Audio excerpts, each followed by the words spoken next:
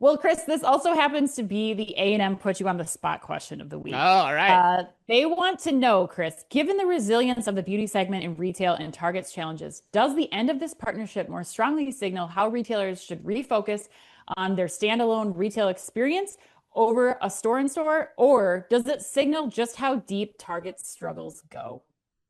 Oh What a man, question. that is such a good question. That actually may be my all-time favorite put you on the spot question, like without a doubt, because I think the answer is it signals both, quite frankly, and it also it helps explain why Target stock took a major dip today with the new CEO announcement. Mhm. You know, if I look back on this headline, let's just keep it on the headline. Yep. Target appears to have crapped the bed on this one. And Lord knows the reasons why Ulta is pulling out, you know, but it is a big, big about face, and it's an about face that's happened rather quickly. Was it operations? Was it the brand standards?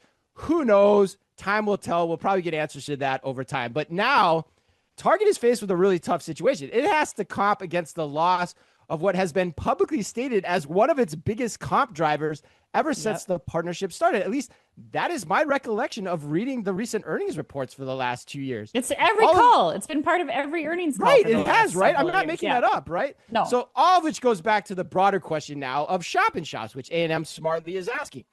You have to tread carefully into them, and you have to ask yourself the question: are you a mall or are you a retailer? Under Brian Cornell, Target has overtly tried to become, or under Brian Cornell, I have to say in the past tense now, Target overtly tried to become a mall.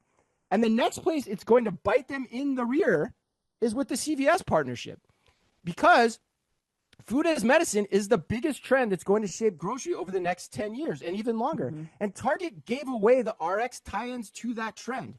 The impacts of that aren't felt yet either, but they soon are going to be as Walmart and other grocers get smarter on how to tailor their assortments and their RX loyalty reward programs to capitalize on that trend. Where Target's going to be hamstrung, they're going to be having to work through CVS with that. That's going to be impossible. So that's going to mean less and less traffic to Target in the years to come. So it's yet another sign to me. Then and it's and this is I thought about the best quote to capture my thoughts on Target and Brian Cornell's tenure.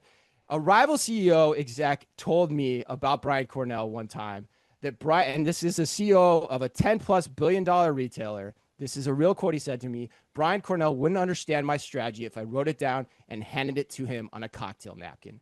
That's what's at play here, folks. And that's what this headline says to me in terms of looking back on everything that's happened under his tenure over the last, what is it, 11 years, Ann? I think he's been there.